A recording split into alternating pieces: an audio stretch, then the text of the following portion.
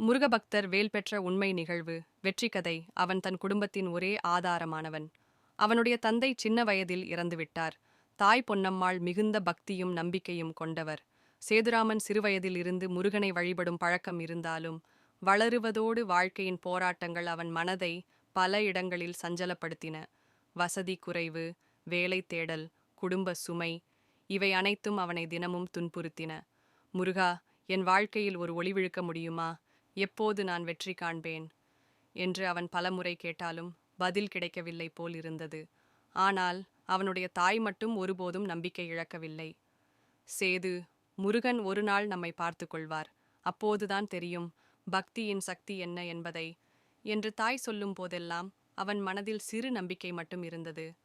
பல இடங்களில் வேலைக்கு விண்ணப்பித்தான். ஆனால் ஒவ்வொரு முறையும் தோல்வியே.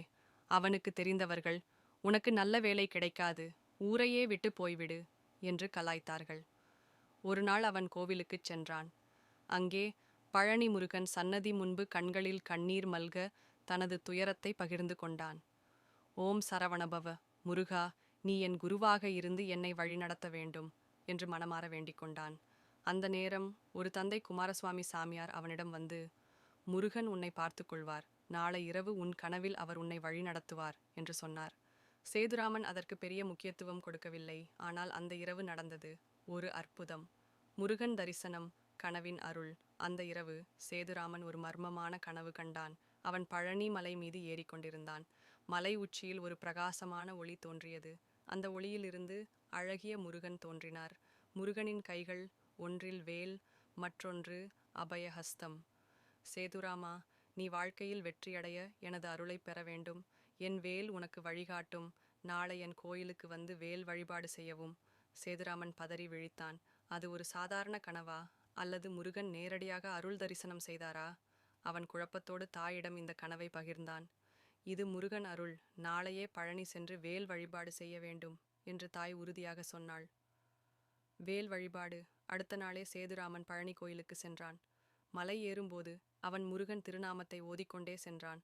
ஓம் சரவணபவ, ஓம் சரவணபவ. கோயில் உச்சியில் வேல் தரிசனம் செய்யும்போது அவனது உள்ளத்தில் மிகுந்த அமைதி ஏற்பட்டது.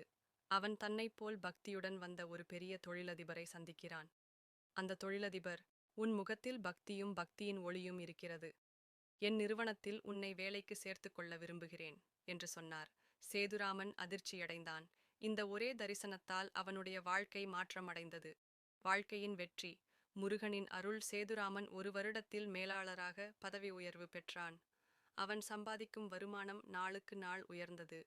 அவன் பழனி கோயிலில் வருடந்தோறும் வேல் வழிபாடு செய்வதை வழக்கமாக வைத்துக் கொண்டான். நாம் பக்தியுடன் வேண்டினால் முருகன் ஒருபோதும் கைவிட்டுவிட மாட்டார் என்று அவன் சொல்லும்போது, வாழ்க்கையில் எதை தேடினாலும் பக்தியால் பெறலாம் என்பதே அவனுடைய உண்மை அனுபவமாகிவிட்டது. முடிவு. பக்தியின் வெற்றி. இன்றும் பல பக்தர்கள் முருகனின் திருநாமத்தை உச்சரித்து வாழ்க்கையில் வெற்றி பெறுகிறார்கள். நாம் முருகனை முழுமையாக நம்பினால் அவர் நம்மை வெற்றிக்கே வழிநடத்துவார். ஓம் சரவணபவ. முருகன் அருள் என்றும் நிலைக்கட்டும். வேல் வெற்றி தரும். முருகன் வழிகாட்டும். On fire.